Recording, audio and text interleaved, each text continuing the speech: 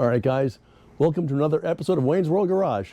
This, I think, is going to be a short, and partly what I'm trying to do is test out this new microphone system I've got. So I've got this lapel microphone. It's called a I don't know what the audio guys call it. It's on the interweb, you can figure it out, but it's wireless. So instead of having like a piece of string with some waxed wire going to 2 tin cans and the camera, I got this thing, and we'll see if the audio gets any better, because my buddy Jared says, man, you need better audio. But first, a shout out again for all the help at the Sawmill from everybody and all your comments. We appreciate them. Additionally, a big shout out to John from Frickin' Jeep and Mark from Mark Sawmill, blah, blah, blah. Anyway, hey, just a quick thing. Wayne, you got a lot of tools. Yeah, I do have a lot of tools, and I am sort of a tool collector. But what I do is, when something breaks, how much is it going to cost to fix it? Can I fix it myself if I had the tool?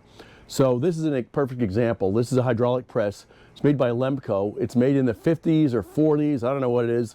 It's old. I didn't pay a whole lot of money for it.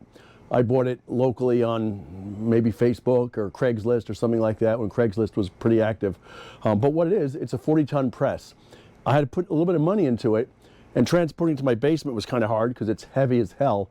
But I just want a little talk about this. Oh, but what I did, why I needed this is I was working on the front axle of my John Deere tractor, and it's a 4-wheel drive, so it's an oil bath system, and I had to pull out the seal, which means you have to press out the gear, press out the blah, blah, blah, and all that stuff. Doing that with a hammer is a fail, so you needed a press to do it. So that's why I dug this guy up, and that's why I found this one. So let me just go over it real quick. So the way this thing works, it's a monster. It's 6 foot tall, okay? And it's a 40-ton press. I don't think it has any dates on it when it was actually built, but it's a model 500A, maximum capacity 40 tons, and use DTE oil extra heavy, or Mobile A. I have no clue what Mobile A is, but I used some hydraulic fluid from a tractor anyway. And let's see, what else can I tell you about it? The cool thing about this guy, and here's a picture of it, it has 2 pistons to force it down. So it's got a high-speed piston and a low-speed piston. And high-speed piston is a bigger piston. Every time you move this lever, you have a whole lot more volume coming out of it, okay? So when you move the low-speed one, you have less, okay? So why does that happen? How does that work? The way it works is there's a pressure release valve in this thing with a spring-loaded thing. And what happens is, once it gets a certain pressure, it automatically resorts to the smaller piston, which enables you to get higher pressure. I got this all figured out because recently I'm pumping this thing and it would go down a couple inches and it would stop, and like, oh man, it was actually still moving, but it was the high pressure mode, which moves it maybe 1/8 of an inch at a time. And like, that was taking forever. So let me figure this out, and I think there's gonna be drama. It turns out it's not drama because it's been apart, but there's a ball and a spring, and that's the pressure release valve. And the screw which is behind it was almost unscrewed. My bad. So I tightened that bad boy down, and now we're back in action. So here's a pressure reservoir for it up here. So the way this guy works is, with the 2 pistons in here, there's a pressure relief valve, a little spring and a ball, which pops up. And that has to be adjusted so that once you get to a certain pressure, it resorts back to the high pressure valve, and the big one stops working. So low pressure, once you close this valve, you can see it goes down relatively fast. And now, all of a sudden, it's meeting resistance. Now, check this out. Notice the pressure gauge is going up. And I've got to work harder, but it's not going down as far, obviously. So here we are, we're at, what is that, 20 tons?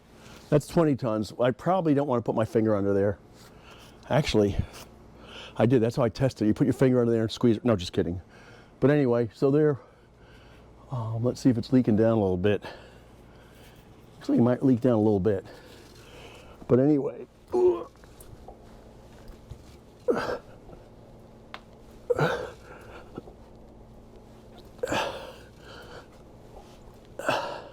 But there's 30 some odd tons.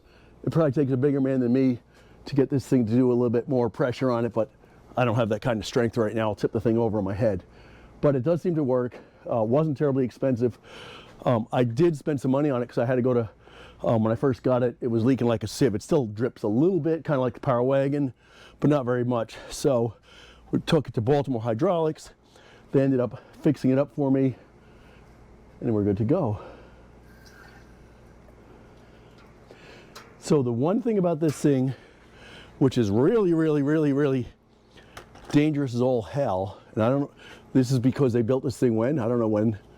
If you look at this little thing here, this is what lifts up and lifts down. So this little arm here lifts up. It's got two cables on it, a cable here and a cable here. It lifts up and it lowers, okay, this table here. And the table, I don't know if you can see, it's got 4 1-inch pins in it. So the table is stationary. And the way you're supposed to do it is you pull this up a little bit, release the tension on the cables, flip this thing out of the way, and then lower it down. Well, this thing's not light. You can imagine what this thing weighs. And I'll tell you what, this happened a few years ago. Poor Paul and I almost broke our noses here, or our teeth, because this thing started coming down. It'll do 2 things. It'll chop your toes off, because it drops very quickly. And this thing spins at about 85 miles an hour, possibly 86 miles an hour, because the ratchet doesn't stop automatically. So that's kind of a poor design, not OSHA approved, but it ends up working extraordinarily well. I can bend 3/8 inch steel with it pretty well in a little bender thing we have here. It'll bend big pieces of metal fairly easily. Obviously it's going to press out bearings. The big trick is being careful you don't break things, because it has so much pressure it will easily break stuff.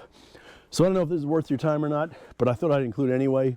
Maybe next time we'll talk about the air compressor system, and we'll go from there. So take care. Thanks for watching.